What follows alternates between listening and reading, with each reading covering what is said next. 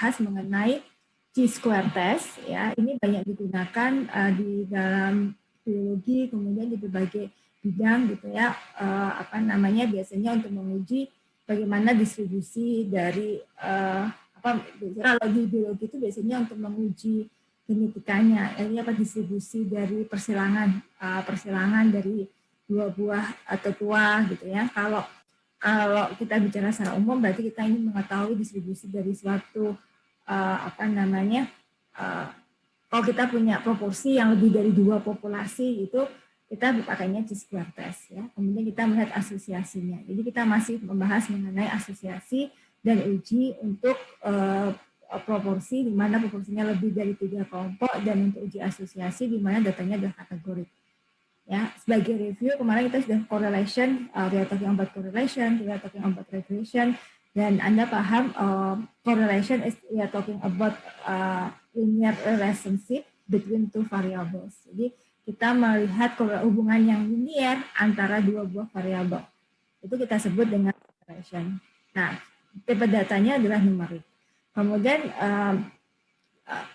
last Friday, Wednesday, we are talking about regression. Ya, jadi kita bicara mengenai linear regression. Jadi bagaimana hubungan sebab akibat antara perubahan respon dengan satu atau lebih buah penjelas. Tapi kita berbicara untuk tipe data yang numerik. Nah, malam ini bagaimana kalau tipe data kita adalah kategorik.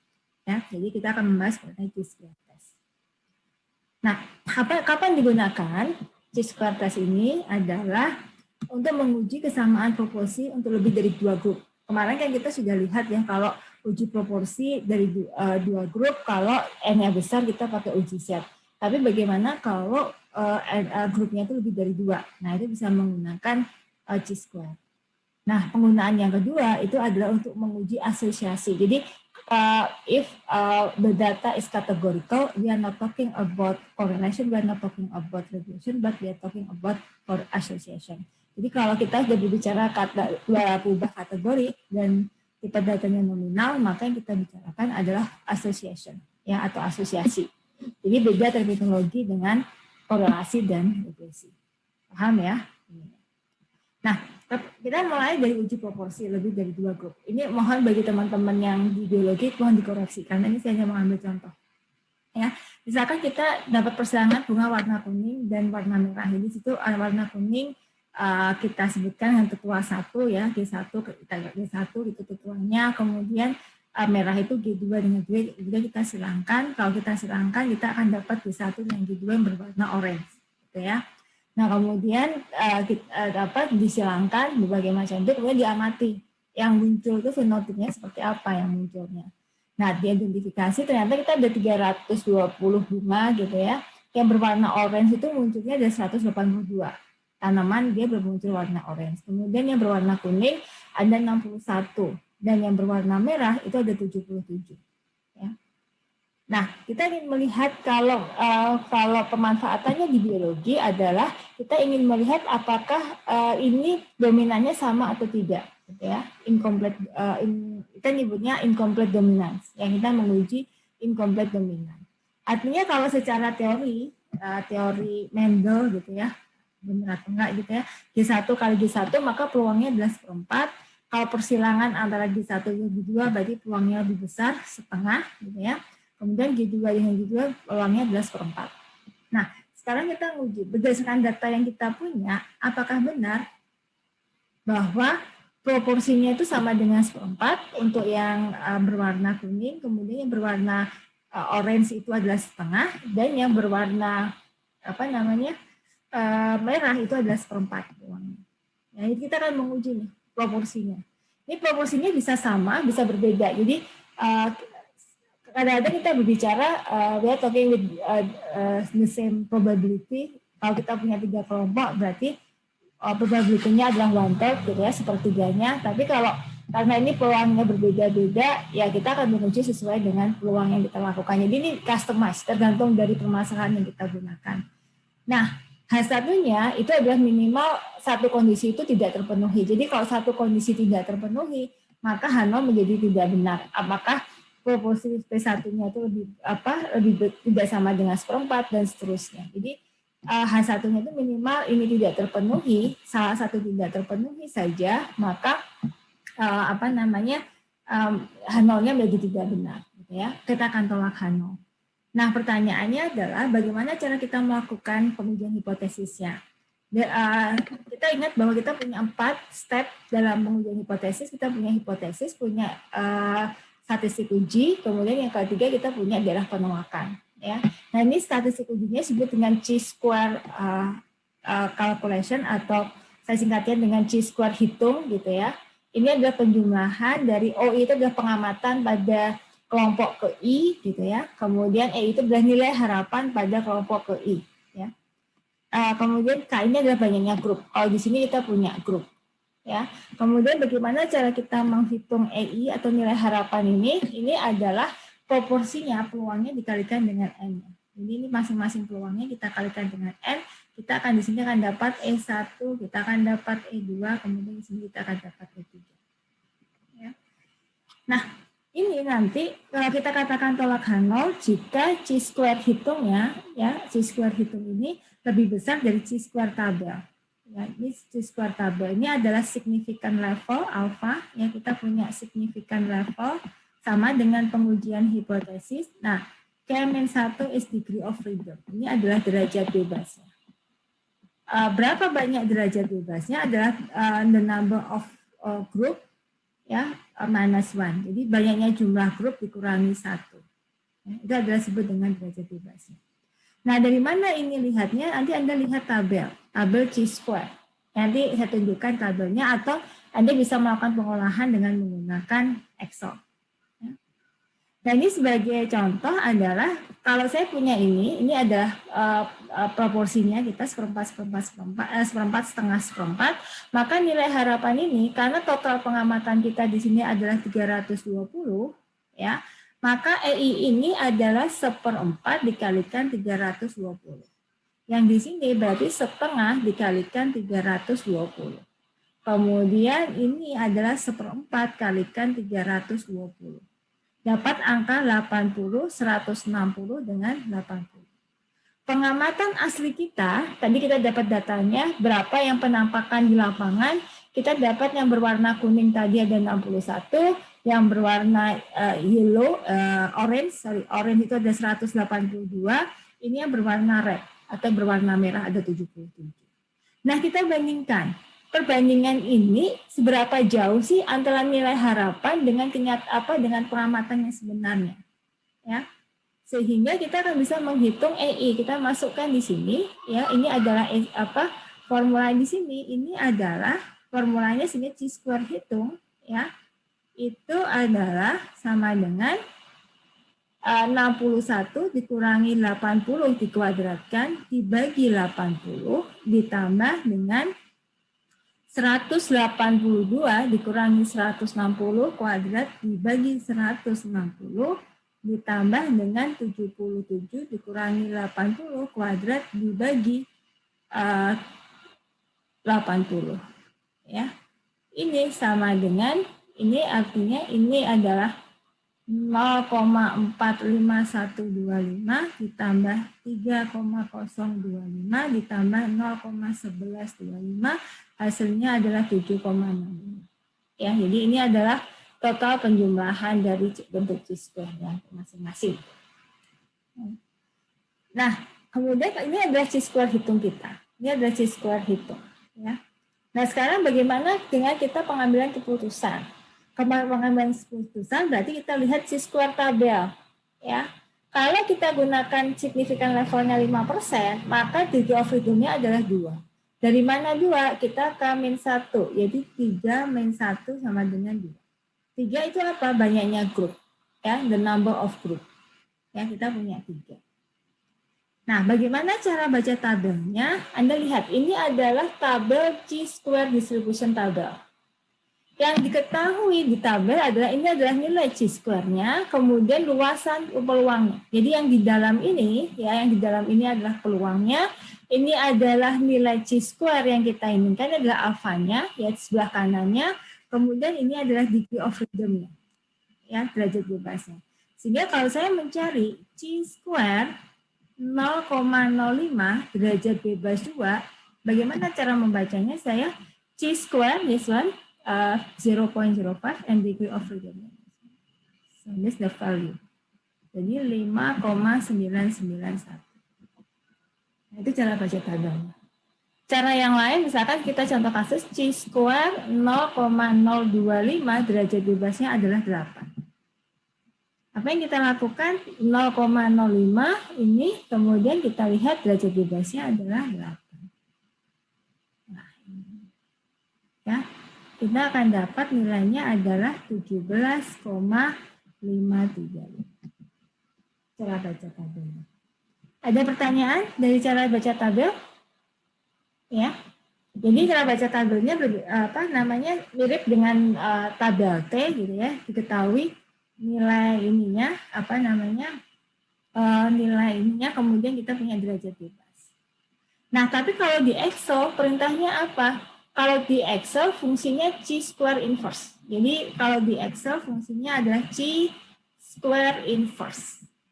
Kalau saya mencari 0,05, maka yang saya masukkan adalah 1 dikurangi 0,05. Jadi 0,95, kemudian masukkan derajat bebas. Nah, ini adalah fungsi di Excel-nya adalah chi square dot inverse. Ya, ini fungsinya. Chi square dot inverse. Kita mencarinya. Kemudian kita bandingkan, karena chi square hitung kita adalah 7,65, lebih besar dari chi square tabelnya, maka tolak hanya. Artinya apa? Proporsi ini itu tidak sama dengan 1/4, setengah, atau 1/4. Ya.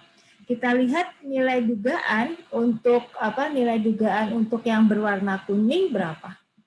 Berwarna kuning adalah 61 dibagi 320. Yang berwarna orange, ya, proporsi dugaan untuk orange berapa? Orange adalah 182/320. Kemudian dugaan untuk merah, ya, itu adalah 77/320.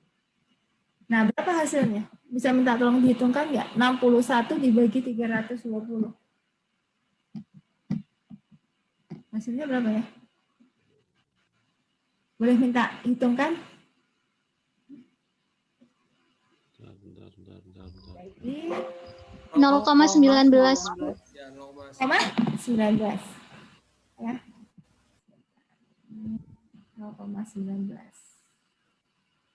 Oke. 0,19 kalau ini 182/320. 0,568. 77/320. 0,24. 0,24. Ya. Nah, ini kenapa ini tidak tolak Hano? Ini karena proporsi kuning kan seharusnya 1/4 ya, sekitar 0,25. Sementara proporsi kuning itu cuma 0,19.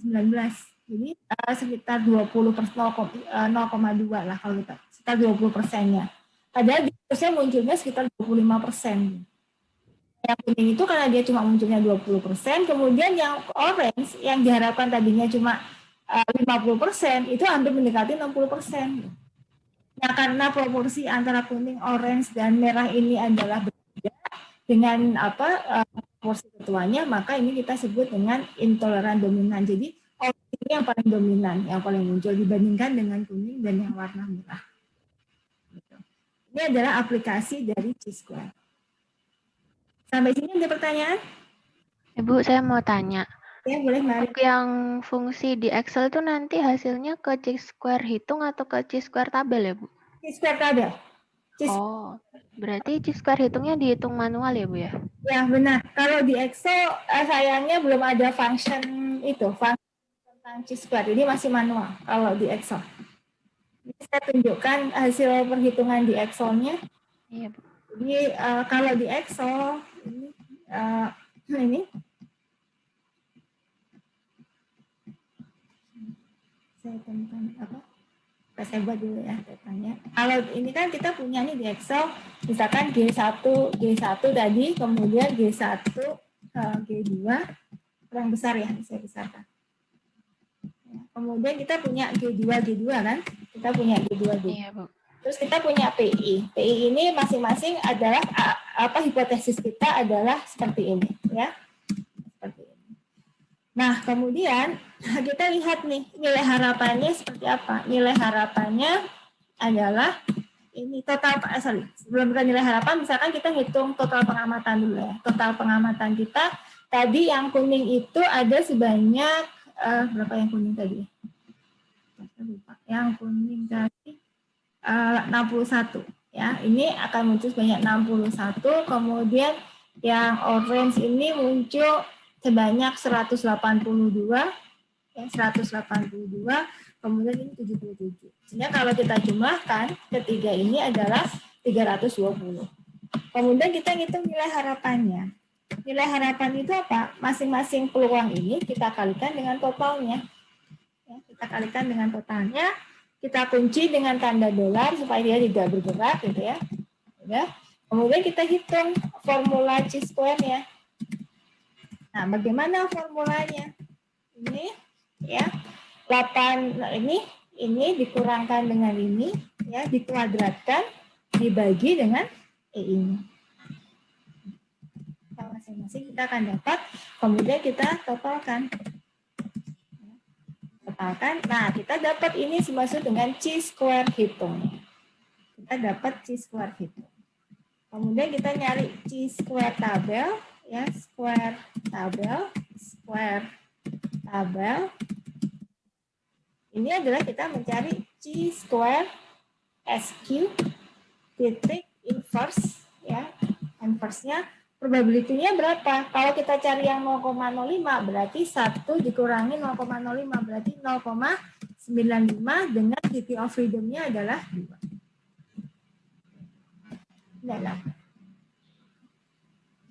Kita dapat nilai chi-square. Ini kita bandingkan.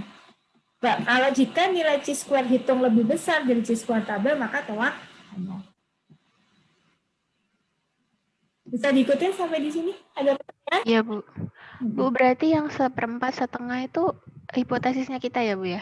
Nah, hipotesis dari kita. Ini kan hukum. Oh iya. Kalau nggak salah, memang persilangan itu kan munculnya akan lebih banyak dibanding ketuanya kan? Kalau nggak salah itu. Iya. Ini dari hipotesis kita dari awal. Ini kalau kita ganti ya bisa saja, kita bisa ganti terserah. Kalau kita mengasumsikan peluangnya proporsinya sama, ya kita bisa ganti. Ini adalah sesuai dengan hipotesis kita di awal. Oke, ada pertanyaan lagi sebelum saya lanjutkan? Ibu, Ya. maaf, belum paham yang tadi 1 dikurangi 0,051 itu maksudnya? Oh gini, jadi kan kita mencari chi-square, yang itu Excel ya, kan kita mencari 0,05 derajat bebas juga, ya kan? Nah, yeah. 0,05 derajat bebas juga itu 0,05-nya adalah di sebelah kanan, ya, di sebelah kanan. Sedangkan fungsi chi-square distribution yang ada di Excel itu ada di sebelah kiri.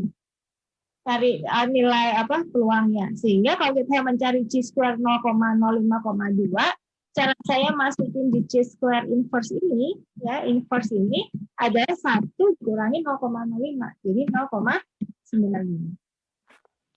Dengan derajat bebasnya berapa? 2. Nah, kalau saya mencari chi-square, ya, chi-square adalah 0,025 dengan derajat bebas 2, maka yang saya masukkan adalah nilainya chi-square, ya, chi-square dot inverse adalah 0,975 dikali. Ini karena yang diketahui di Excel itu luasan di sebelah kiri. Sementara kalau kita menggunakan chi-square 0,05, itu 0,05 itu adalah peluangnya di sebelah kanan. Itu Mas. Paham ya? Berarti kalau misal derajat bebasnya itu 3, berarti itu 2 dikurangi 0,25. Bukan 2-nya, tapi 0,05-nya. Kalau derajat bebasnya bisa kita ganti-ganti. Ini derajat bebasnya bisa kita ganti. Kalau derajat bebas bisa kita ganti. Kan derajat bebas tergantung banyaknya kelompok. Berapa kelompok yang kita punya? Karena di sini kita punya 3 kelompok, maka derajat bebasnya 2. Tapi kalau kita punya 4 kelompok, berarti derajat bebasnya berapa? 3. Ah, Berarti itu satu mesti di sebelah kiri itu mesti dikurangi satu itu ya Bu ya, satu dari nilai. ya, kalau C-square ya, 1 dikurangi nilai alfanya. Karena pengertian C-square 0,05 adalah yang sebelah kanannya. Ya, jadi gini. Pengertiannya ini. Ya, kelihatan ya. Jadi kalau pengertiannya ini nih. Sebentar, ini saya Nah ini di tabel Z ini kalau saya menuliskan 0,05, misalkan saya menuliskan 0,05, ya makanya diketahui itu adalah sebelah kanannya, ya di sebelah kanannya. Ini T-square. T-square itu bentuknya karena dia sebaran untuk ini, jadi tidak simetrik, bentuknya seperti ini. Kalau di sini 0,05, maka saya mencari X 0,05 dengan derajat bebas tertentu. Bebasnya bebas. Nah, kalau di Excel itu yang diketahui adalah kalau saya punya sebaran C-square, kalau ini X kuadrat 0 ini yang diketahui dari sebelah kanannya. Jadi kalau di sininya adalah 0,05, maka yang kita masukkan adalah 1 dikurangi 0,05. Karena di Excel ketemunya nilai mencari inverse-nya dari nilai ini. Ibu mau nanya. Ya. Ini yang nilai 1 yang dikurang sama 0,5 itu satunya itu udah ketetapan baku, Bu. Ya kan kita kemarin sudah belajar sebaran normal. Semua sebaran normal, semua peluang ya, semua nilai luasan di bawah kurva itu sama dengan 1. Oh iya, terima kasih, Bu. Itu maksimal 1, nggak mungkin lebih dari 1. Jadi 1 itu sudah ketetapan. Jadi kalau saya punya sebaran, ya, saya punya sebaran C-square, ya, sebaran C-square, maka luasan di bawah kurva ini sama dengan 1. Jadi kalau saya ngambil di sini, kalau saya mau menghitung di sini ya tinggal 1 dikurangi ini. Karena sudah kesepakatan bahwa the area on the curve is equal 1. Luasan di bawah kurva sama dengan 1. Paham ya Mas Rahmat ya? Iya, Bu. Makasih, Bu. Sama-sama. Nah, Bapak Ibu bisa menggunakan tabel ini, ya, atau Bapak Ibu bisa menggunakan function chi-square inverse tadi yang ada di Excel, ya, sama saja. Nah, di Excel itu Bapak Ibu bisa mencari nilai p-value-nya juga. Jadi kalau nilai p-value akan lebih mudah, ya. Kalau Bapak Ibu mau nilai p-value, nilai p, ya, nilai p atau p-value gitu ya. Itu adalah mencarinya chi-square ya, distribution. Jadi pakai distribution dari apa? Distribution ini dari nilai itunya ya. Kemudian dari bebasnya berapa? 2. Yang kita cari adalah kumulatifnya.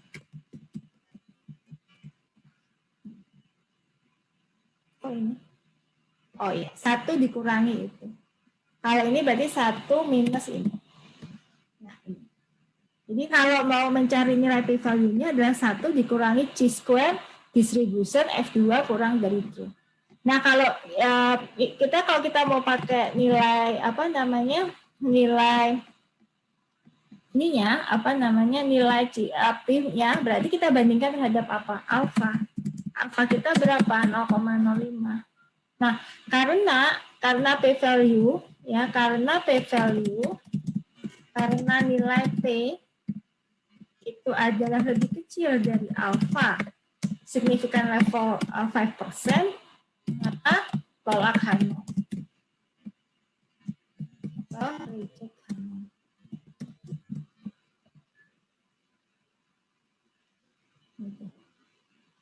Ada pertanyaan sampai sini? Ibu mau nanya, Bu. Boleh, Mbak Amanda, silahkan. Jadi untuk kesimpulan mau tolak H0 atau trim H0-nya itu bisa lihat dari nilai p-value-nya atau chi-square-nya, Bu? Ya, benar. Berdasarkan nilai chi-square adalah lebih besar. Chi-square hitung lebih besar dari chi-square tabel. Kita tolak H0. Tapi kalau berdasarkan nilai P, berarti nilai P kurang dari alfa yang kita tetapkan, maka tolak H0. Jadi kalau berdasarkan chi-square hitung tadi, kalau chi-square hitung gitu ya, chi-square hitung itu lebih besar dari square tabel.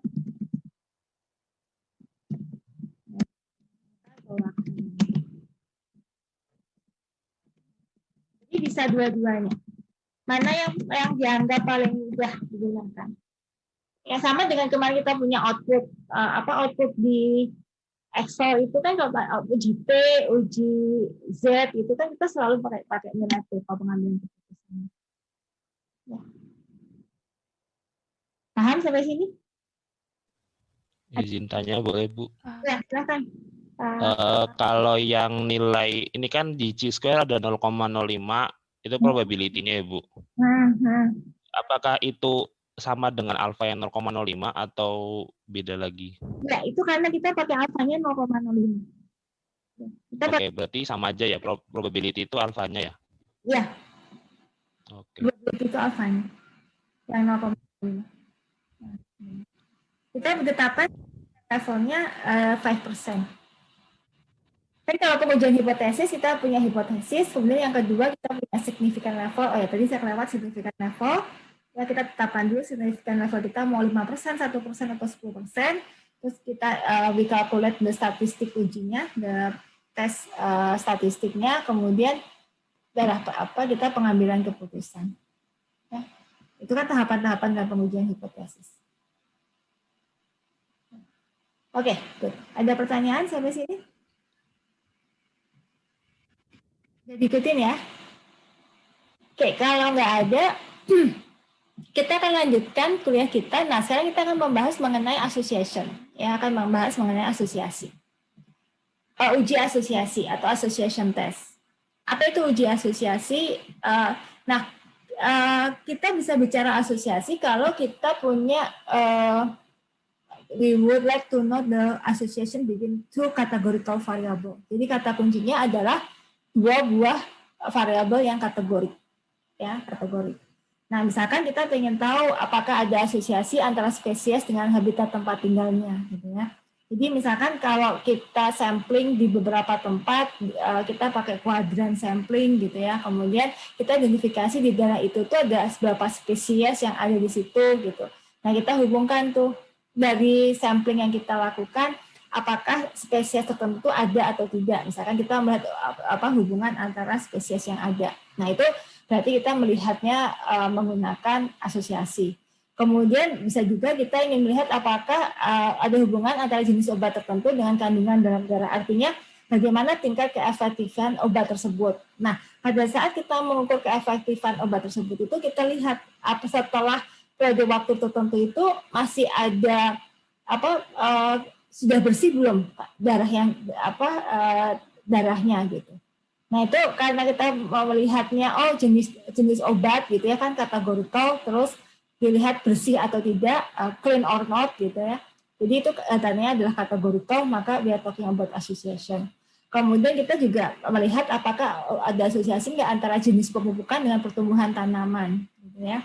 Jadi misalkan apakah pupuk tertentu itu cocok apakah cocok pada tanaman tertentu, sehingga tanamannya itu kita kategorikan dia tumbuhnya kecil, sedang dan besar gitu ya. Jadi ada asosiasi di situ. Kemudian apakah ada hubungan nggak sih antara terjangkitnya suatu penyakit dengan golongan darah gitu. Itu kan misalkan kita ada diet misalkan orang golongan darahnya A hidupnya harus seperti apa, golongan darah B hidupnya harus seperti apa gitu.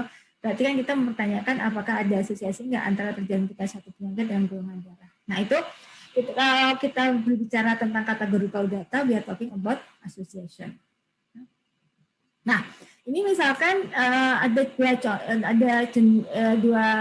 jenis obat yang digunakan yaitu chloroquine dan jenis obat yang baru untuk mengetahui bagaimana reaksinya terhadap darah setelah 36 jam. Jadi di dalam pada darah orang penderita penyakit malaria.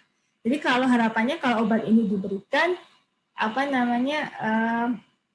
obat ini diberikan, apakah ini obat yang baru itu sama efektifnya nggak dengan chloroquine? Gitu. Chloroquine ini kan obat yang sudah existing di pasaran digunakan untuk pengobatan penyakit malaria. Nah, kemudian ada development obat baru gitu ya. Nah, obat baru ini efektifnya sama nggak dengan obat yang lama? Gitu ya. Nah, ini dicobakan terhadap 287 pasien kemudian diamati nih selama 36 jam. Ini bersih enggak? Jadi kita mengamatkan ini bersih atau tidak, bersih atau tidak, bersih atau tidak. Setelah 36 jam itu berarti setelah 2 hari ya. Jadi setelah 2 hari itu diamati yang bersangkutan sembuh atau tidak, gitu ya. Jadi masih ada sisa-sisa gejala penyakit malaria atau tidak. Nah, akhirnya diamati itu dikelompokkan dari totalnya itu ada 287 ya pasien. Kemudian yang diberikan kloroquine ada 184 orang. Kemudian yang diberikan obat baru itu adalah 103 orang.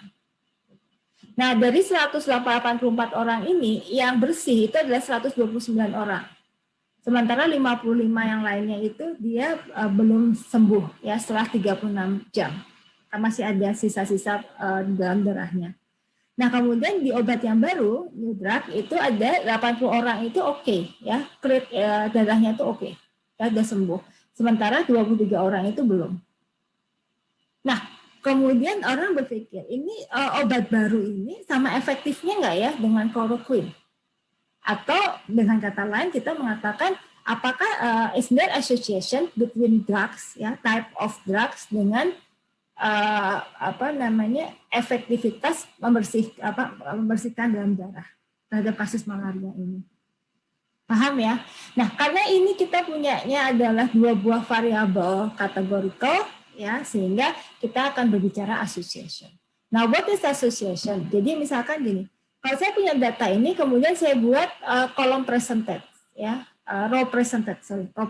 Jadi 129 saya bagi menjadi 184, kemudian 55 saya bagi menjadi 184. Di sini saya bagi 103, ini saya bagi menggunakan 103, ini berarti dibagi 184, ini bagi 103, ini bagi 287, ini dibagi 287, ini 287.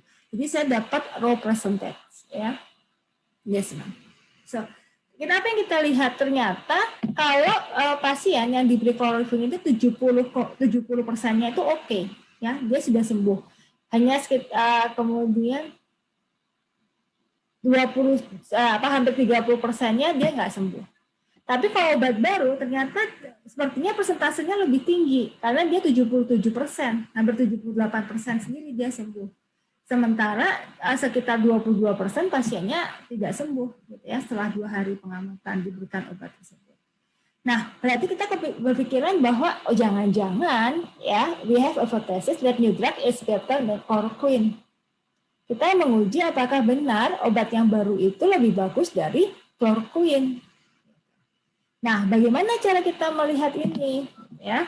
Nah, sekarang kita melihat berarti kita berbicara mengenai association. What is association? If we are talking about association, that means we are talking about independence and dependence between 2 categorical variable. Jadi ini sebenarnya the principle of probability ya. Kalau kita bicara tentang probability peluang gitu ya, maka ada 2 kejadian saling bebas ya. 2 kejadian saling bebas ini dikatakan 2 kejadian saling bebas jika kalau saya punya peluang A diketahui B ini sama dengan peluang A. Atau kalau saya katakan peluang B ya diketahui A itu sama dengan peluang A. Maka A dan B ini disebut dan kejadian yang saling bebas. Ya, disebut kejadian saling bebas. We are talking about conditional probability. Ya. If we are conditional, what is conditional probability? If we have F&A, ya diketahui given B equal probability A or probability B given A equal probability B, ya sorry ini peluang sama dengan peluang B, ya. Then A and B we call independent event. Ya.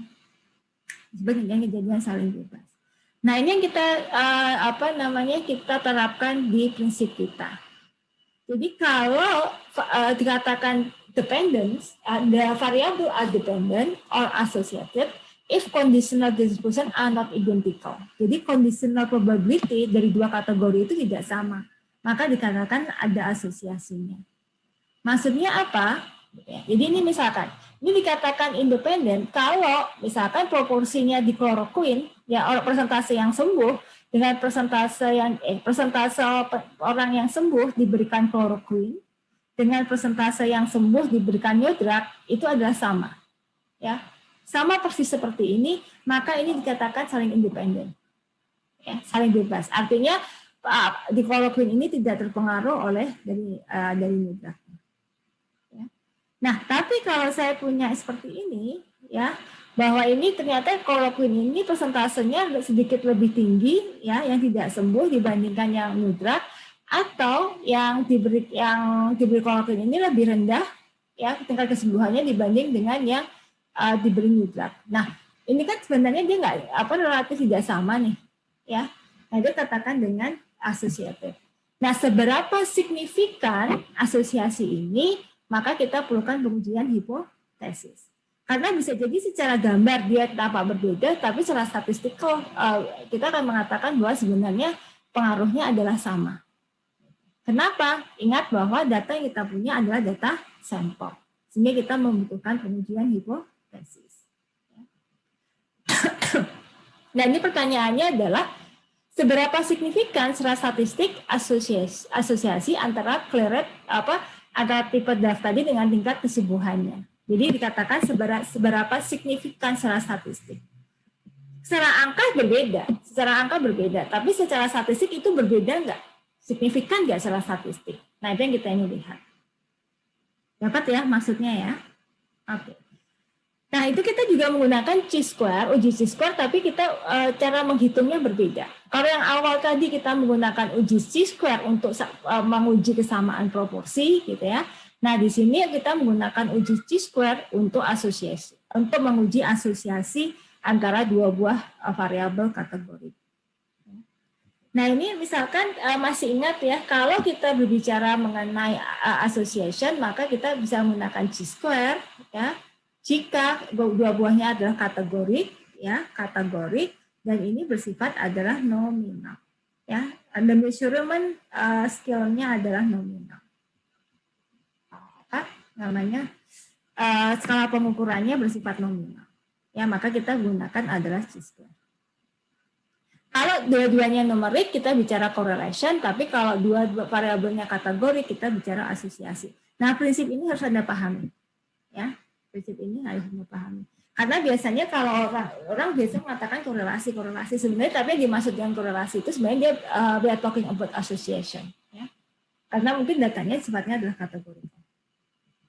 Nah, ini jadi kita tadi punya eksplorasi antara pubah biasa diawali dengan tabulasi silang antara dua pubah. Jadi selalu kita buat tabulasi silang, cross tabulation. This is cross tabulation, ya. What is cross tabulation? Kita punya two categorical variable with type of category. This is the category of variable A, the category of variable B. Kemudian di sini observation, ya, observation. Ya, jika dua kejadian sama, berapa kejadian ini muncul? Ya, this is the total row, this is total column, this is total observation. Jadi total pengamatan itu kita sebutkan dengan N besar. Nah, dari tabulasi silang atau cross tabulation ini, ya, kemudian kita lakukan uji chi-square, ya. Uji chi-square ini punya H0 mengatakan tidak ada asosiasi, ya, no association. Nah, kalau kemudian kalau H1-nya, ini H0-nya no association, H1-nya there is association between two variable. Ya, ada asosiasi antara dua variabel.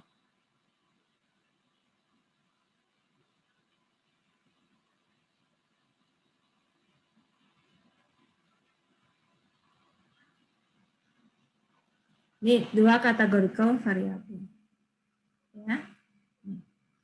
Nah, apabila if H0 is true, ya, condition under H0, maka semestinya frekuensi masing-masing sel itu pada frekuensi harapan adalah kalau misalkan dia benar, maka nilai harapannya atau expected value-nya adalah we call this expected value total row times to total kolom dibagi dengan banyaknya n.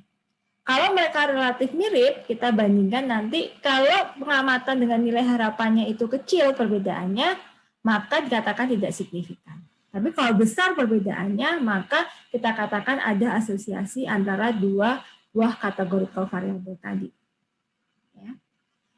Nah, ini adalah semakin jauh nilai sebenarnya dengan nilai frekuensi, maka semakin besar kemungkinan hipotesis nol itu salah atau tidak didukung oleh data. Jadi kalau ini semakin besar, ya, maka sebenarnya ada asosiasi, ya, dari data itu.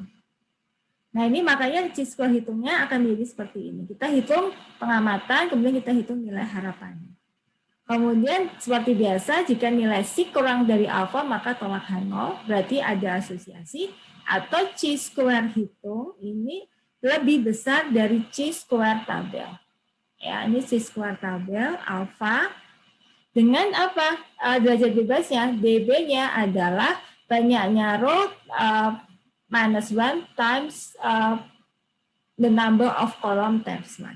Jadi ini adalah derajat bebasnya. Jadi derajat bebas untuk ini adalah banyaknya baris dikurangi 1 kali banyaknya kolom kurangi 1. Ini derajat bebasnya itu. Kalau tadi kan banyaknya kategori kurangi 1. Kalau ini karena kita punya baris dan kolom, maka banyaknya kolom dikurangi 1 dikalikan banyaknya baris kurangi 1. Ya. Nah ini misalkan di square test. Kalau kayak seperti ini, ya di sini misalkan type of drugs-nya, chloroquine, kita lihat persentase ini berapa nih? Yang berhasil sembuh berapa persentasenya? 100 per 200, setengah. Di sini adalah 150 per 200. Ini karena di sini adalah setengah-setengah proporsinya, maka chi-square-nya akan menjadi 0. Ini signifikan. Berarti ini no association. Jadi tidak ada, there is no association between time of drugs and clear in 36 hours. Jadi tidak ada asosiasi antara dua buah variabel ini. Tapi bandingkan dengan data ini. Apa yang kita perhatikan di data ini? Data ini mengatakan berapa persentase yang yes. Berarti 50 per 200. Berapa persentase di sini? Ini berarti 200 per 300. Ini berapa? 50 per 200 itu kan 0,5. Ini adalah 0,3. 2 per 3 itu 0,67. 0,67. Nah ini kan persentasenya jauh banget nih. 0,25 dengan 0,67. Sehingga chi-square-nya pasti akan signifikan. 83,33. Jadi nilai, ini sig ini this mean p-value. Ya. Kalau beberapa software nih SPSS biasanya pakainya sig, ya ini sama dengan nilai p, ini nilai p-nya sebesar 0. Maka ini kita katakan there is ada asosiasi, ya. Jadi ada asosiasi antara dua buah keubah. Kemudian Anda bandingkan ini sudah sepakat tadi sama, ini bahwa kita nggak ada asosiasi, tapi coba Anda perhatikan. Ini setengah juga. Ini setengah proporsinya. Kenapa 10 bagi 20 dengan 15 bagi 30? Apa yang kita peroleh? Chi-square-nya akan sama. Yang membedakan apa? N-nya. Di sini 500, di sini cuma 50. Berapapun jumlah N-nya, selama dia proporsinya sama, maka hasil chi-square-nya akan sama. Jadi yang membedakan bukan ukuran sampel. Tapi bagaimana tadi conditional probability-nya tadi, ya conditional probability. Paham ya? Nah ini kalau tadi ini kita dapat ini sangat signifikan. Nah kalau kita perkecil ukuran sampelnya, ya di sini ukuran sampelnya di 500 bagi 10. Nah kalau tadi ukuran besar dia signifikan, ya ini kan tadi 0,25 kemudian 0,67. Ini sama, 1/4 juga 0,25, 4/6 juga 0,67. Tapi ini karena N-nya kecil, dia menjadi tidak signifikan. Nah, memang ada batasan, sebaiknya kalau kita menggunakan chi-square, N-nya jangan terlalu kecil. Ya, N-nya jangan terlalu kecil. Kenapa? Bisa jadi hasilnya menjadi tidak signifikan, karena N-nya kecil. Nanti ada batasan-batasan kapan kita menggunakan chi-square. Oke, sebelum saya lanjutkan, ada pertanyaan sampai sini? Bu, mau izin bertanya? Ya, silakan. Tadi yang data, yang relationship tadi kan kalau kategori kan berarti untuk asosiasi ya. Kalau numerik itu korelasi. Yang kategorik itu ada dua, ada Spearman untuk yang ordinal sama chi-square. Kalau yang Spearman itu emang khusus ordinal saja ya, Bu? Iya. Kalau yang chi-square apa bisa buat semuanya, model baik ordinal atau yang lain? Jadi gini, kalau kita punya dua categorical variable, jika dua categorical variable ini dua-duanya ada ordinal, apa sih yang maksud dua categorical ordinal itu? Misalnya kita ingin tahu hubungan antara gampang adalah tingkat pendapatan dengan tingkat pendidikan. Tingkat pendidikan itu kalau kita bedakan education level ya, we would like to know the correlation between educational level and income ya, income gitu ya. Nah kalau tingkat pendidikan itu kan dibedakan menjadi ada SMP, SD, SMP, SMA, perguruan tinggi. Itu levelnya kan ordinal. Kalau tingkat pendapatan saya bedakan nih menjadi kurang dari 1 juta, 1 sampai 5 juta, lebih dari 5 sampai 10 juta, lebih dari 10 juta. Nah, kalau seperti itu juga sebenarnya itu kan sebenarnya categorical data juga. Nah, kalau ordinal data, karena saya buat selang interval. Di situ saya buat selang interval, jadi data saya adalah ordinal. Nah, kalau data saya seperti itu, berarti saya pakai Spearman correlation. Nah, kapan kita pakai association? Kalau data kita minimal salah satunya adalah nominal. Jadi kalau salah satu nominal itu kan sebenarnya lebih rendah daripada ordinal, karena dia cuma kategorical yang ada hubungannya sama sekali. Jadi we are talking about association if our data is nominal, kategorical. Paham ya? Ya, baik Bu. Berarti chi-square itu khusus yang nominal ya? Ya, khusus yang untuk asosiasinya maksudnya. Oke. Ya, we are talking about association if the data is nominal. Oke. Baik, makasih Bu. Oke, sama-sama. Ada yang lain? Ya, jelas ya. Nah ini tadi teorinya kenapa kita katakan ada asosiasi atau tidak ada asosiasi. Ini rumusnya.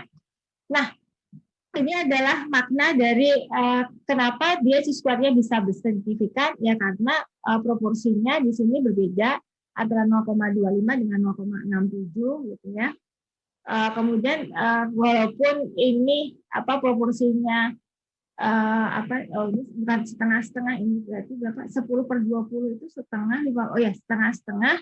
Walaupun N-nya besar, kalau dia conditional probability-nya relatif sama, maka chi-square-nya juga akan tidak signifikan. Gitu. Tapi beda halnya kalau walaupun proporsinya berbeda, tapi kalau N-nya kecil, maka chi-square-nya tidak signifikan. Artinya kelemahan dari chi-square ini akan tergantung dari berapa jumlah data yang kita gunakan. Ya, makanya nanti ada rule of thumb when we use chi-square test. Jadi kita ada aturan atau batasan kapan kita menggunakan chi-square test. Ya. Nah, sekarang bagaimana cara perhitungannya? Nah, ini kalau ini saya sebut dengan O11. Kenapa O11? Observation in row 1 and column 1. Ini pengamatan pada baris pertama dan kolom pertama. This an observation in row 1 and column 2. This is the observation of row 2 and column 1. Ya. Kemudian ini adalah observation in row 2. Jadi baris kedua dan kolom kedua. Ini adalah row 2 and kolom 2. Ini adalah pengamatannya. Nah, kemudian ini makanya disebut dengan OIJ. Jadi pengamatan observation in row E and kolom J. Ya. Nah, sekarang kita akan menghitung nilai harapan. Ini disebut dengan E11, ini disebut dengan E12, ini adalah E13, bukan E13. Ini adalah E21, ini adalah E22. Nah, bagaimana cara menghitung E11? E11 ini adalah banyaknya baris, tadi baris pertama, tarikan kolom pertama dibagi dengan baris pertama itu apa? Total pada baris pertama, yaitu 184 dikalikan dengan total pada baris kedua. 209 dibagi dengan total kolom. 280. Ini kita akan dapatkan hasilnya adalah 0,1861. Ya, ini hasilnya. Nah, dengan cara yang sama, kita bisa menghitung E12. E12 berarti pada baris pertama 184 dikalikan kolom kedua. 78 dibagi dengan 280. Nah, ini hasilnya adalah 0,4985. Kemudian kita hitung 21 berarti pada baris kedua adalah 103 dikalikan 209 dibagi 280. Oh, ini bukan, hasilnya nggak seperti ini. Ini hasil apa namanya? Hasil akhirnya. Ini adalah, ini harusnya 133,99. Ya, ini adalah 50,01. Kemudian ini 75,01. Jadi nilai-nilai ini, ya. Kemudian kita akan dapat E22. E22 ini adalah 78 dikalikan 103 dibagi 280. Hasilnya adalah 27,91.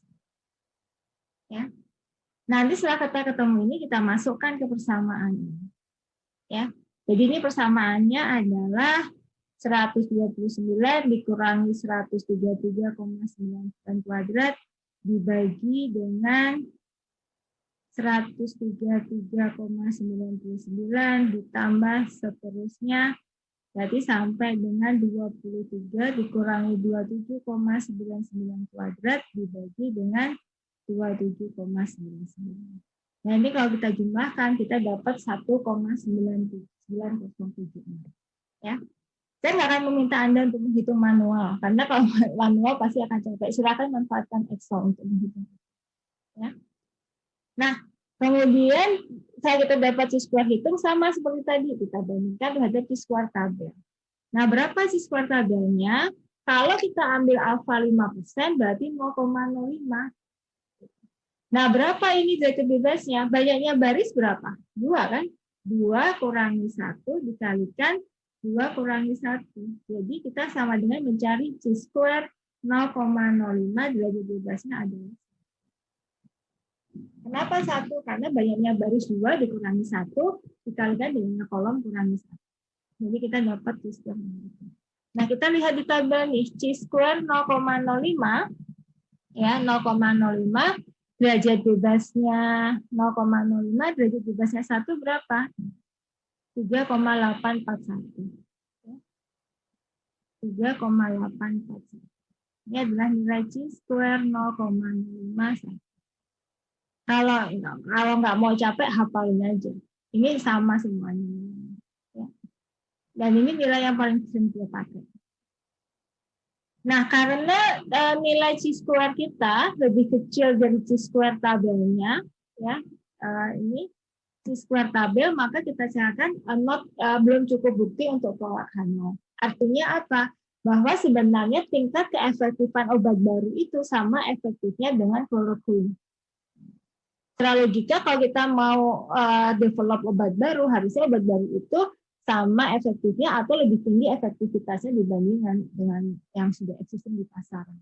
Nah, kalau lihat hasil percobaan ini, sebenarnya obat yang baru tersebut itu masih efektivitasnya masih sama dengan yang existing di pasaran, yaitu kloroquine. Oke, ada pertanyaan sampai sini? Ini paham ya? Jadi kalau nanti Anda mengerti di Excel, ya di Excel Memang sayangnya ini tidak ada belum ada di Excel, nggak ada ininya, nggak ada tidak ada function T-square, tapi bagaimanapun juga kita bisa melakukan perhitungan. Jadi ini tadi saya hapus dulu lah biar Anda ini nilai harapannya ya. Tadi nilai harapannya dari mana E11 ini adalah total baris ya dikalikan total total baris kalikan total kolom dibagi dengan banyaknya data. Ini juga sama, 78 dikalikan 184 dibagi dengan 280. Yang di sini adalah 209 dikalikan dengan 103 dibagi dengan 87. Kemudian 8 ini dikalikan dengan ini dibagi dengan 80. Nah, kemudian nilai C-square-nya adalah, kita ini kan, berarti observasi dikurangkan dengan ini, gitu ya. Kemudian dikuadratkan dibagi dengan ekspektasi.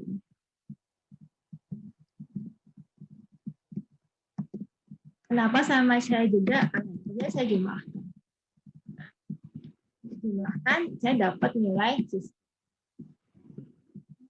Kemudian C-square tabel tadi, tabel berarti 0,05 dengan derajat bebas 1. Saya akan mencari C-square inverse ya, inverse 0,05 derajat bebas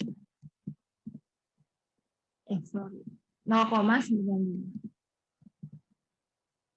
3,84. Nah, karena kalau mau mencari p-value-nya berapa? Nilai p-value-nya berarti ini 1 dikurang C-square distribution ya, kalikan ini dibagi derajat bebasnya 1, kita cari penuh. Nah, ini karena nilai P-nya lebih besar dari alfa ya, kalau kita pakai alfa 5%, maka belum cukup bukti untuk menolak. We say that not enough proof to reject Hanoi. On another word, we say that the new drug is the same effective as the chloroquine. Itu harusnya seperti itu. Ada pertanyaan sampai sini? Ya. Harusnya sih nggak susah karena ini sebenarnya saya yakin Anda lebih banyak berhubungan dengan data kategorikal dibanding dengan data yang numerikal. Tapi tergantung penelitian. Oke, ada pertanyaan? Kalau nggak ada, saya lanjutkan materi kita. Mudah-mudahan ya ini ya masih stay on setelah saya kuliah. Nah, ini ada keterbatasan C-square. Tadi saya sampaikan bahwa C-square test tidak menguji kekuatan asosiasi. Jadi kalau beda dengan correlation. Kalau kita punya koefisien korelasi, we have coefficient of correlation, ya, koefisien korelasi, simbolnya adalah R. Ini maka ini adalah mengukur kekuatan hubungan, ya, linear antara dua variabel. Ya, ini C-square ini tidak menguji kekuatan asosiasi dari kedua variabel kategori. Nah, C-square test hanya mengatakan bahwa asosiasi tersebut signifikan, tapi tidak menggambarkan kekuatan asosiasi itu sendiri. Jadi ingat, jadi C-square itu hanya mengatakan there is association or no, ya, the result from C-square, but not the measure the karatan hubungan itu bahasa Inggrisnya. Measure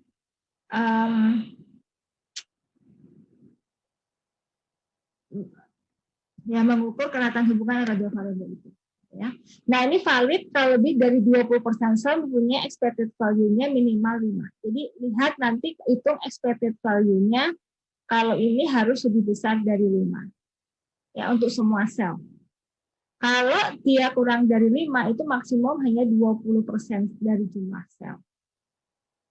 Sel itu artinya apa? Kalau saya punya tabel tadi, 2 kali 2, berarti selnya 4. 20% dari 4 itu adalah kurang dari 1. Sehingga kalau kita punya 2 kali 2, nggak boleh ada yang kurang dari 5 expected value-nya. Tapi kalau saya misalkan punya ukurannya adalah 2 kali 3, ini 2 kali 3, maka 20% dari 6 berapa? Sekitar 1,8. Berarti hanya satu sel yang dibolehkan nilai harapannya kurang dari 5. Nah, ini memang keterbatasan dari chi-square. Ya, ini adalah keterbatasan dari chi-square. Ya, nah ini ada beberapa. Jadi bagaimana kalau nilai harapannya itu kurang dari 5, gitu ya? Maka menggunakan chi-square Yates correction. Jadi ada koreksi Yates di sini. Jadi setelah kita hitung nilai observasinya, kita hitung ini sebenarnya sama aja dengan sigma dari OI dikurangi EI, ya, dimutlakkan dulu, baru dikurangkan setengah. Jadi ada pengurangan setengah. Kemudian baru dibagi EI, ya, ini dikuadratkan baru dibagi EI. Nah, ini kalau nilai harapannya kurang dari 5, ya. Nah, ini tapi tidak direkomendasikan karena terlalu ketat dalam pengambilan keputusan. Jadi seringkali yang dia akan cenderung mengatakan tidak signifikan, padahal sebenarnya secara aplikasi ada asosiasi, ya. Dan memang setiap metodologi pasti ada kelemahannya. Nah, sekarang bagaimana cara kita mengukur asosiasi itu? Apa yang dimaksud dengan mengukur asosiasi? Nah, kalau misalkan ini kalau kasusnya di perbankan, mohon maaf saya belum sempat I haven't have no time to change the case study. Jadi saya masih case study-nya masih about the bank loan, ya. Ini kasusnya di perbankan di pinjaman, ya. Nasabah default dan non default. Default itu nasabah yang dia telat bayar, kemudian non default itu nasabah yang aman. Nah, kalau apakah ada hubungannya sih antara tingkat default itu dengan gender, misalkan laki-laki perempuan? Apakah laki-laki cenderung default dibandingkan perempuan gitu? Nah, kalau presentasinya seperti ini kan totalnya 100 nih. Ini juga total 100. Kalau saya lihat di sini, ini berarti 51/100, di sini adalah 49/100. Ini perbedaannya tipis sekali. Yang di sini 0,51, yang di sini 0,49. Maka dikatakan asosiasinya lemah, weak association, ya. Tapi berbeda dengan ini. Kalau ini di sini 100, di sini 100, maka ini disebut dengan strong association, ya. Ini jelas perbedaannya. Jadi laki-laki itu cenderung default, yang perempuan cenderung non default. Jadi kalau memberikan pinjaman sama perempuan saja, ya, pasti lancar bayarannya. Dibandingkan kalau kita memberikan pinjaman ke laki-laki, itu maksudnya, ya. Oke, nah sekarang pertanyaannya bagaimana cara mengukur asosiasi? Nah, banyak sekali formula untuk mengukur asosiasi ini. Ya, ada difference of proportion, ada the ratio of proportion, ada odds ratio P, continuity coefficient, Cramer P, dan Millet. Ada berbagai macam ini. Nah, saya memang kalau tujuan untuk ujian, saya nggak akan masuk ke dalam ukuran asosiasi karena terlalu banyak pilihannya dan materi Anda terlalu banyak. Paling nanti untuk ujian target saya hanya sampai ke uji chi-square. Ya. Nah, tapi di sini nanti pada saat Anda memanfaatkan informasi untuk penelitian, ini berarti ukuran asosiasi sangat penting sekali. Ya, untuk kedepannya. Apa difference of proportion? Jadi sebenarnya melihat perbedaan proporsi target respon. Ya, kalau perbedaan sama dengan 0, ya terjadi pada saat conditional probability itu benar. Jadi kalau perbedaan 0 itu berarti there is no association between two variable. Berarti two categorical is independent. Ya. Nah, perbedaan proporsi antara min 1 sampai 1 menunjukkan kekuatan dari asosiasi antar dua variabel kategori. Sama persis dengan pada saat kita berbicara mengenai correlation. Ya. Apa yang dimaksud ini? Jadi ini ilustrasi ini.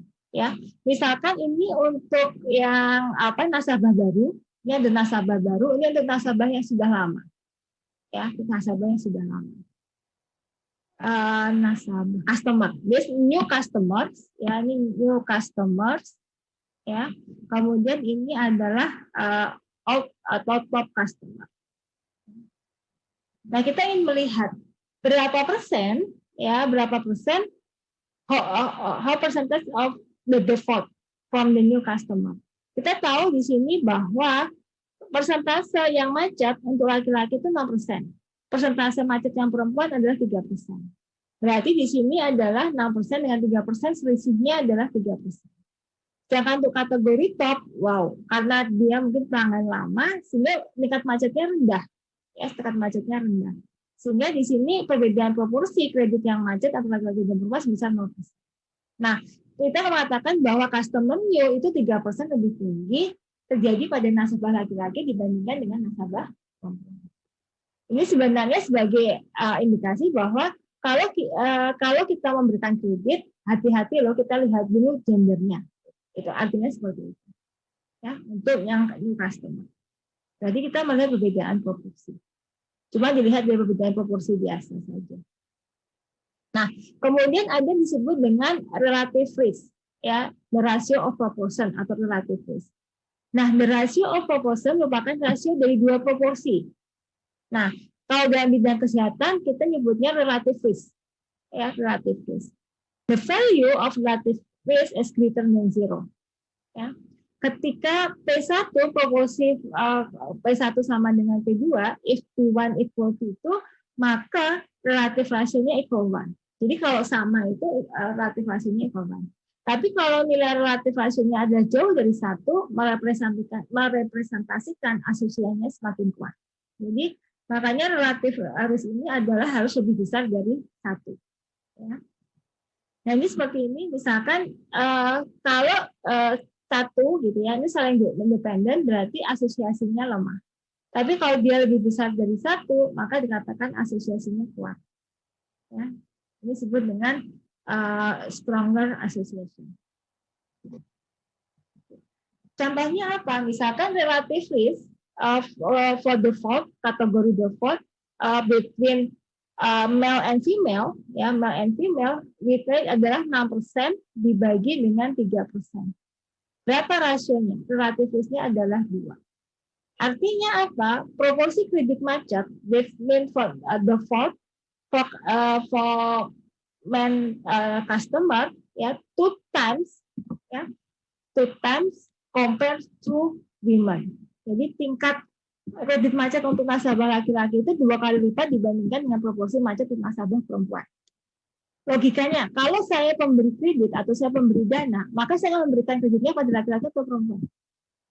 Saya akan lebih longgar terhadap perempuan dibandingkan terhadap laki-laki, karena berdasarkan pengalaman, tingkat kredit macet untuk laki-laki adalah 2 kali lipat dibandingkan macet untuk nasabah perempuan.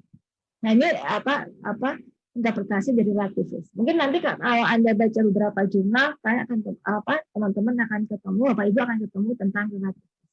Itu maknanya. Ya. Nah, kemudian ini yang paling penting disebut dengan odds dan ratio odds. Ya, odds and ratio odds. What is odds?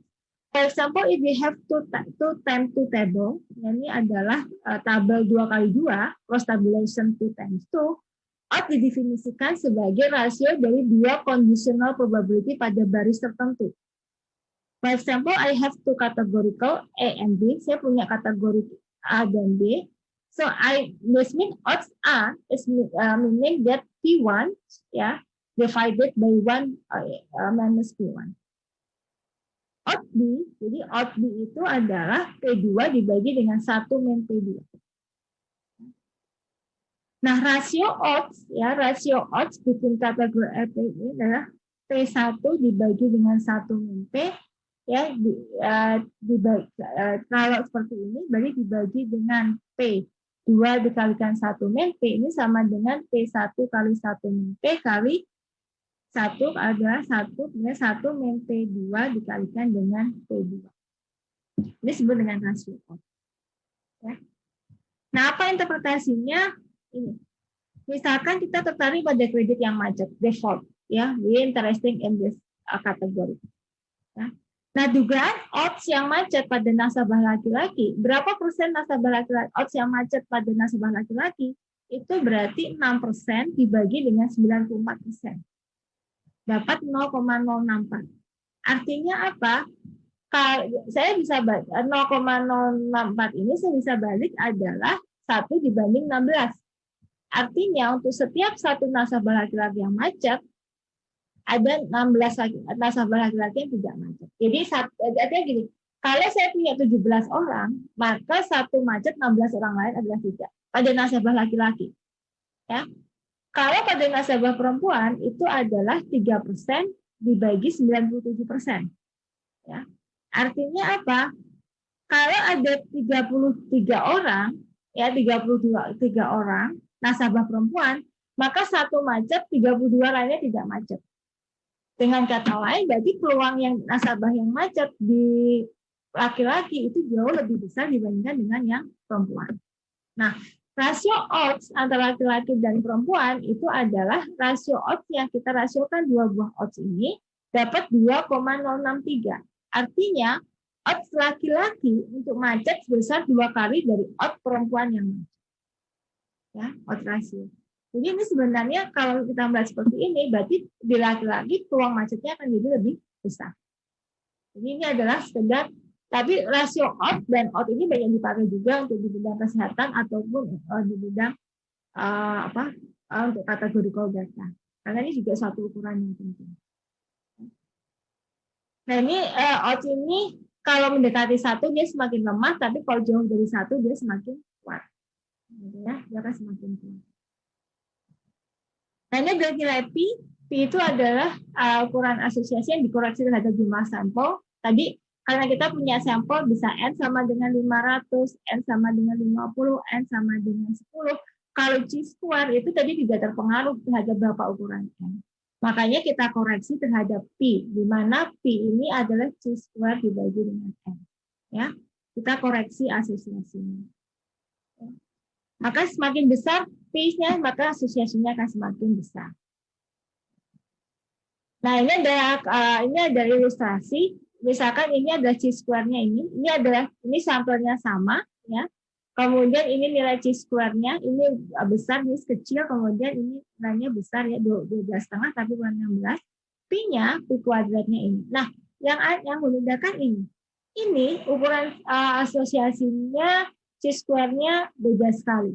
Ya, ini 3,125, ini 12,5. Yang di sini N-nya 150, ini adalah N-nya 600. Tapi lihat nilai P-nya itu sama, 0,014. Ya. Berarti nilai P ini tidak berubah apabila N besar untuk asosiasi yang lemah. Ya, ini kalau asosiasinya lemah, maka nilai N besar tidak akan berpengaruh terhadap nilai P itu sendiri.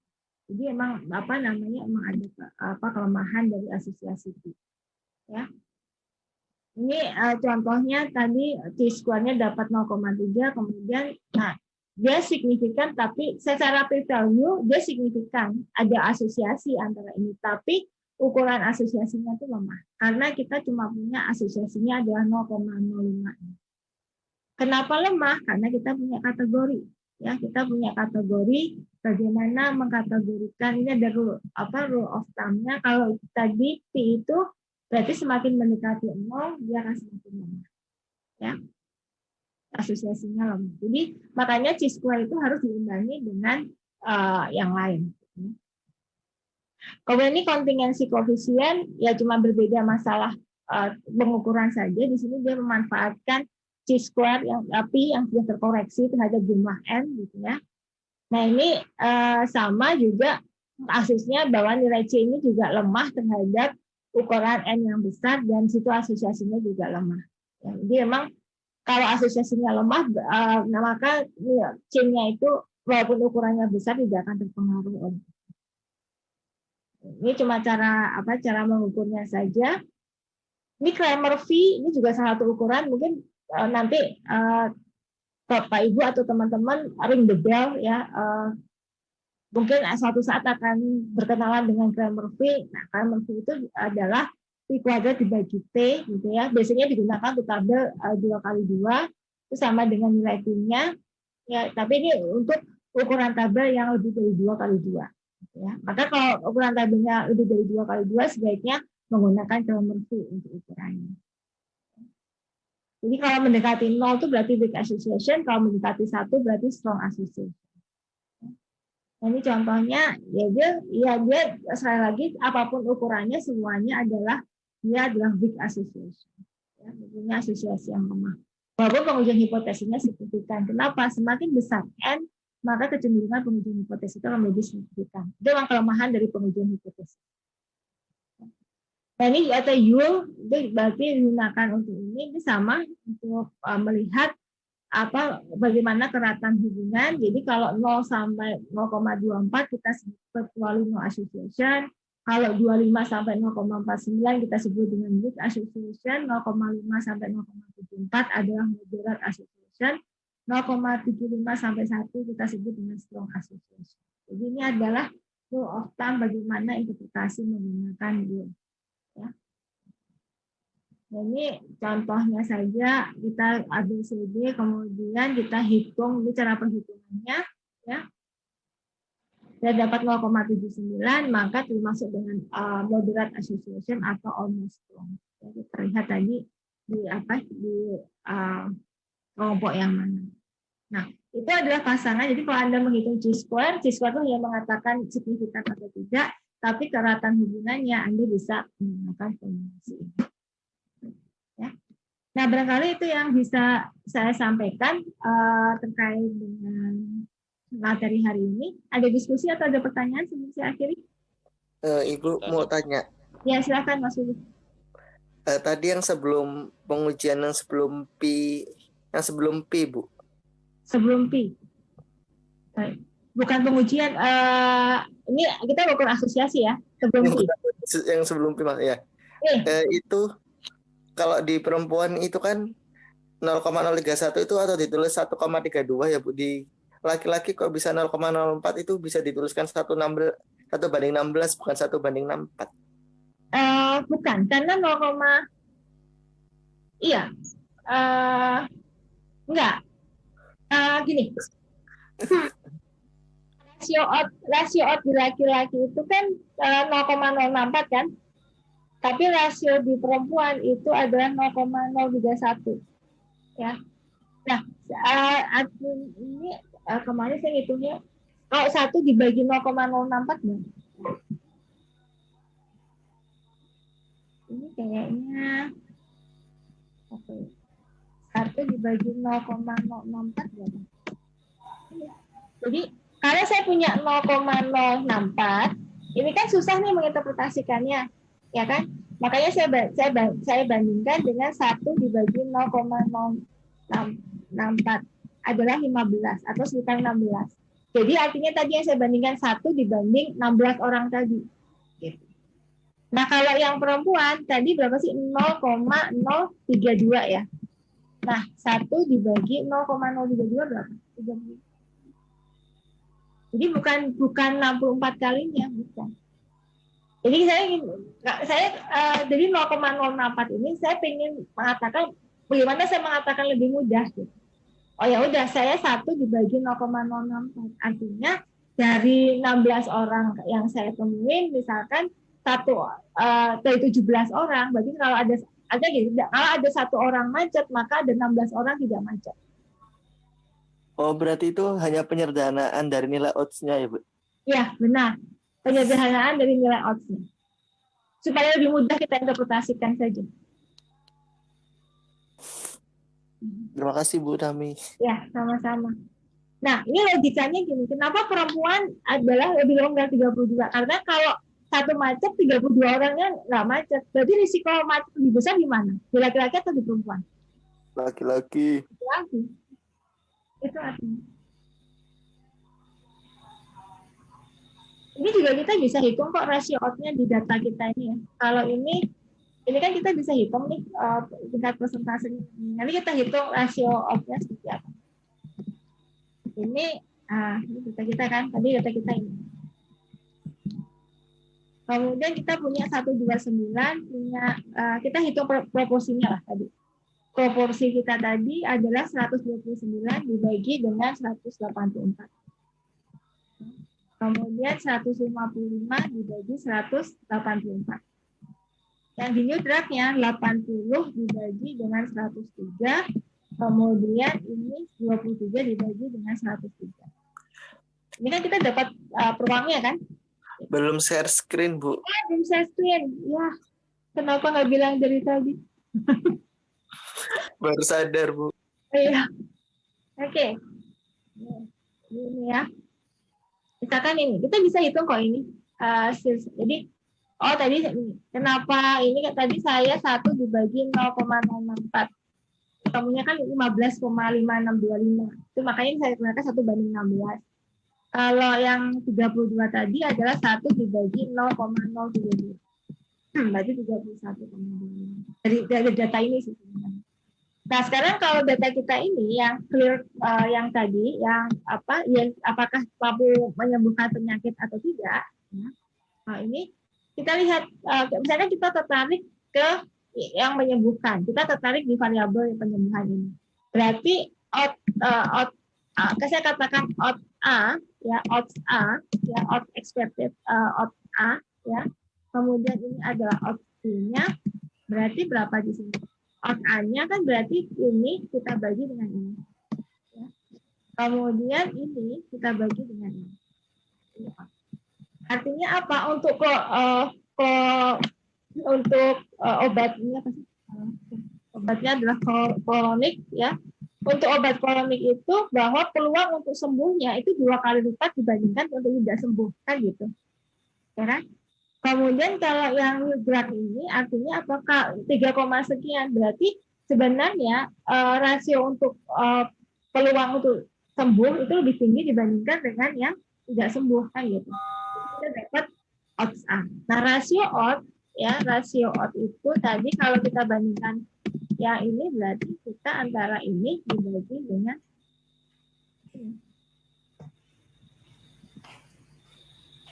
Kalau ini nggak perlu kita balik karena memang angkanya sudah 2 kali lipatnya sekian, 3 kali lipatnya sekian. Kalau tadi kan angkanya 0,064 kan kita susah untuk menginterpretasikan. Oh, yang ini kan artinya dari satu orang yang dari satu orang yang tidak sembuh ada 3 orang yang sembuh kan gitu. Kalau yang odds A ini. Kalau yang odds B berarti dari 4 orang 1 orang tidak sembuh, 3 orangnya sembuh. Ini interpretasinya dari yang kita itu. Paham ya? Ada pertanyaan sampai sini? Ada mau ditanyakan lagi? Ya, silakan. Tadi kan ada 7 metode ya untuk mengukur ukuran asosiasi ya. Kira-kira yang mungkin sering dipakai atau mungkin yang ya paling sering dipakai itu yang mana, Bu? Yang paling sering dipakai semuanya sih. Tapi kalau bukan, sebenarnya paling sering dipakai relatif risk sama odds ratio. Relatif risk sama odds ratio. Okay. Ukuran ini sering dipakai untuk memperhitungkan berapa tingkat risiko pada saat kita berkategorikan variabel. Di kesehatan itu relatif. Jadi kadang-kadang berapa sih peluang kalau orang pakai masker dengan tidak pakai masker untuk terserang COVID? Itu kan sebenarnya kita bicara relatif sama kita bicara odds ratio. Kemudian kalau tanaman, berapa sih peluang suatu tanaman itu terserang penyakit hama?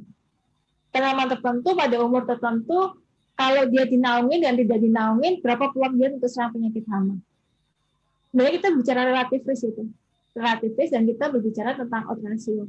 Cuman selama ini kita nggak pernah mengevaluasi sampai di sana. Nah, mungkin nanti bisa dicoba untuk evaluasi. Lihat asosiasi antara tingkat serangan hamanya dengan misalkan jenis tanamannya. Serangan hamanya misalkan ada serangan hama dibedakan menjadi rendah, sedang, tinggi. Kemudian kita punya varietas atau tanaman yang berbeda. Nah, itu kan kita melihat asosiasi. Apakah ada asosiasi nggak antara tingkat serangan hama dengan varietas yang kita tanam?